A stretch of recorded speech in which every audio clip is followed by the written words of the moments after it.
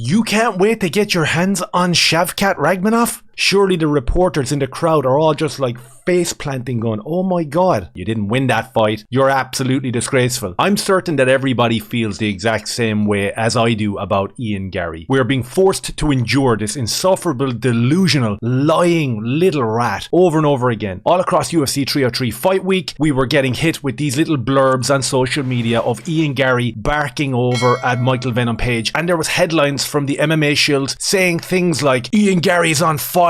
Ian Garry exposes Michael Venom Page. And you jumped in the comments and people were like, yeah, that didn't really happen, because when he was talking crap to Michael Venom Page, 5 minutes later he was backstage handing over his child like a little rat. You had him putting his lovely, cute little kid out in front of him all week long as a kind of a shield. Everybody was talking about how cute he was, doing the impressions and everything like that. And listen, you don't talk shit about people's kids. Lovely little kid. Fair play to him. Best of luck to him. Best wishes to him. But that was it. That was Ian Garry's fight week. And it's no surprise to anybody. But when you go into the comment section of any of these viral posts of his kid doing impressions or him spitting some crazy ass lines over to Michael Venom Page, you go into the comment section and he just gets destroyed. Just gets destroyed. Go into the comment section of any interview that he has done over on YouTube. Anybody that has interviewed him, you jump into the comment section. Overwhelming, I'm not going to use the word hate, but disapproval of what this guy's about. And you would think that he would take a lot of that on board and maybe try do something about it to alter it. The thing for me is, we all understand at this stage how delusional this kid is, right? That's fine. There's plenty of people out there like that. But what has come to fruition just in the last 12 hours in the post-fight interviews and the crap that he's been saying all week is that the dude just lies repeatedly, incessantly. He cannot stop it over and over and over again. He barked and he barked for weeks and weeks about sign the contract, Colby, sign the contract, which actually sent the MMA community into this spiral of calling Colby Covington a duck merchant, that he was running away from Ian Garry. And what happened last night when a reporter actually asked that question of Dana White? Just one question from me, one more.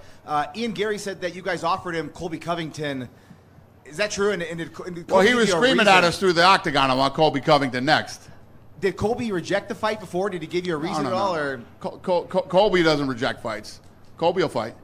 Dana's just looking bewildered at the reporter because the community like tanked in behind Ian Garry and started calling Colby this, that and the other. And look, you have your opinions, be them what they may on Colby Covington. Dana says there's no fight offered, man. Colby said it, there was no fight offered. And still this kid barked and barked and barked about signing contracts. I get it. You're an up-and-comer. You're trying to get a fight against a big name. Fine, fair play. You're not there yet. You've literally had 3 absolute shocking performances in a row. Shocking. And then we get gaslit by MMA communities and YouTubers and ex-fighters to tell us like, Neil Magny's no joke, man. It's like, okay, fine. Jeff Neal, he's tough. He is tough. But what actually happened in that fight? Ian Garry ran away for 3 rounds. Absolutely ran away for 3 rounds. And I think what happened last night in the Michael Venom Page fight was even worse. I started watching the fight and right away off the bat you could see that Michael Venom Page was faster on the feet. It's another lie exposed from Ian Garry because he said that I am the fastest guy in the division. That was cringe because the dude is like 20 years older than him. And here's the thing. Michael Venom Page fired in a high kick. Ian Garry grabbed his leg, took him down and started to go to work on the ground. And I'm like jiu-jitsu guy. I'm like watching it going,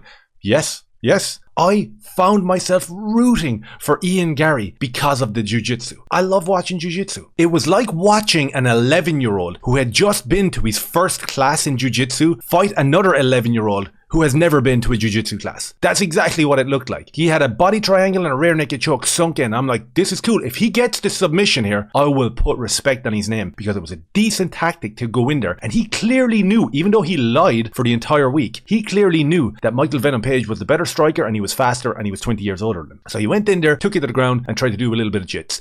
It didn't work out. Michael Venom Page didn't know how to get out of the body triangle. Instead of turning towards the ankle, he was turning the opposite way. And he still escaped easily. There was still no serious threat of a submission there. So that's what Ian Garry's jiu-jitsu was like. Second round, I thought he got caught a couple of decent times by Michael Venom Page. Third round, what the f*** was that?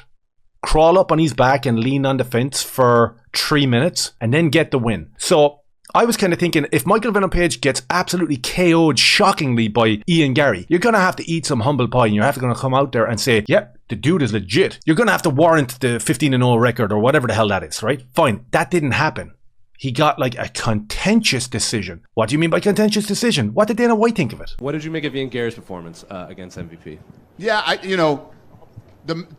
Sean and Mick felt that fight would play out exactly the way it did. We talked about leading up to this fight. I had that fight a draw. Yeah. I mean, if they came out and said that fight was a draw, that's exactly what I thought that fight was too. Obviously, Ian won the first round. MVP won the second round, and it was 50-50 in the third round. You know what I mean? What was crazy was MVP had that top position, and he gave it up. He could have just rode that thing out and won the round. He stood up and gave up that top position. 100% agree. I don't think that the fight should have went to Ian Garry. But listen, he got the win. And in true Ian Garry style, he reacted to that fight as he does, being 1000% delusional and just letting the lies flow over and over and over again. How many calf kicks you see me throw?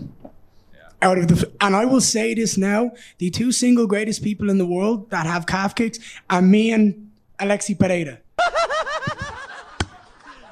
Stop.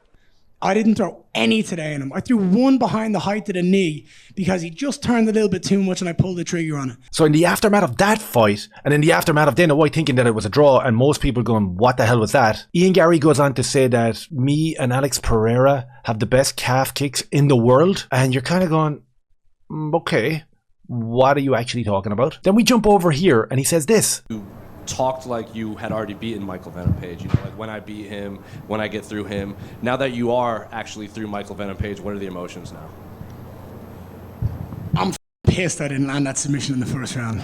I am. I'm livid. But you know what? I showed so much evolution today.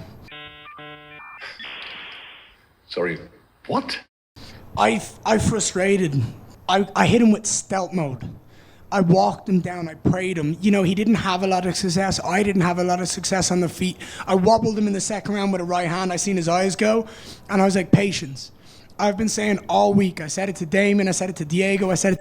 So apparently last night we all experienced this evolution of Ian Garry's skill set against Michael Venom Page. We saw him try to sink in a rear naked choke, which a guy who doesn't do jiu-jitsu easily escaped. And then we saw him try a heel hook / ankle lock of sorts. And then a guy who doesn't really do jiu-jitsu and is 20 years older easily escaped as well. So that was a really massive evolvement from running away from Jeff Neal in the last fight and leg kicking some can like Magny after you abused him in the other fight. 3 in a row. 3 stinkers in a row. And you're thinking somewhere in that pea brain, okay, reel it back in here. You're sounding ridiculous talking about my evolution, talking about everything I said came to fruition. No, you didn't. It was all a lie and nothing came to fruition, you mong. So what does he go on and say next to compound things and make things 100 times worse? Look, I'm going to have a chat with Hunter and Dana later on and figure out what's next. There's some big names, there's some cool matchups. You know, there's Shavkat, 18-0, undefeated. I'd love to get my hands on him. I've trained him. I have nothing but respect for the guy, but I want to be the first guy to take his own. I know I can do it. I've just beat the fastest guy in the division other than me. When it comes to striking and skill, so I can do it. When it comes to grappling, we've seen the growth that I have.